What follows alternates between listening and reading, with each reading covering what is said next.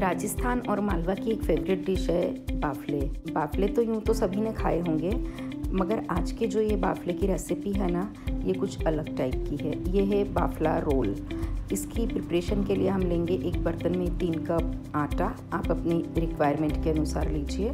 साथ में इसमें डालेंगे 1/4 कप बेसन, 1/4 कप दलिया, 1/4 कप सूजी। और अब हम डालेंगे मसाले में आधा चम्मच हल्दी, आधा चम्मच मेथी पाउडर, 1 चम्मच नमक, 1 चम्मच शक्कर और साथ में डालेंगे 1 चम्मच तिली, आधा चम्मच अजवाइन। इन सबको अच्छे से मिक्स कर लेंगे।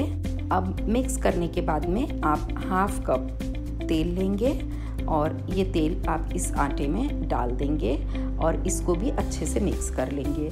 आप हाथों की सहायता से इसको मिक्स करिए और जितने भी गुठले हैं वो आप फोड़ दीजिए। और जब आप इसको हाथ से उठाएंगे तो ये बिल्कुल आटा भुरभुरा होना चाहिए और जब आप मुट्ठी बांधेंगे तो ये आटा मुट्ठी में बंध जाना चाहिए। इतना मोन हमें देना है। अब हम इसमें डालेंगे दही और दही को भी मिक्स कर लेंगे। मेरे पास यहाँ चटनी रखी थी, मैंने ये चटनी भी इसमें डाल दी। साथ में मेरे पास लेफ़्ट ओवर दाल थी, वो दाल भी मैंने इसमें डाली। और मेरे पास एक सूप रखा था लेफ़्ट ओवर, वो भी मैंने इसमें डाल दिया और इसको सान लिया। अब ये सब चीज़ें तो ज़रूरी नहीं है कि सबके पास हो, तो आप सीधे सीधे पानी से इसको सान लीजिए। इसमें करीब 1.5 कप पानी लग जाएगा। आटा थोड़ा गीला ही रखेंगे और इसको ढक के 10 मिनट के लिए रख देंगे। यहाँ मेरे पास मोठ है जो स्प्राउट करी हुई है, इसको मैंने मिक्सी में डाला और साथ में इसके डाला 1/2 चम्मच काली मिर्ची, 1 चम्मच नमक और इसको चर्न कर दिया।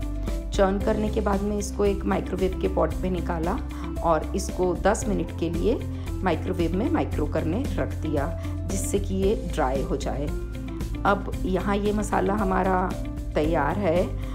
अब जो हमने आटा साना था उसको भी 10 मिनट हो गए हैं रेस्ट करे हुए। हम 4 पार्ट में इसको डिवाइड कर देंगे, वो बड़ी बड़ी लोई बनाकर, और इसमें अच्छे से परथन लगा लेंगे सब दूर और पट्टे पे रख के इसको हाथ से बड़ा कर लेंगे। लगने लगे कि आटा चिपकने लगा है पट्टे पर, तो उठा के उसके नीचे परथन लगा लीजिए और साइड पलट लीजिए और फिर से उसको बड़ा कर लीजिए।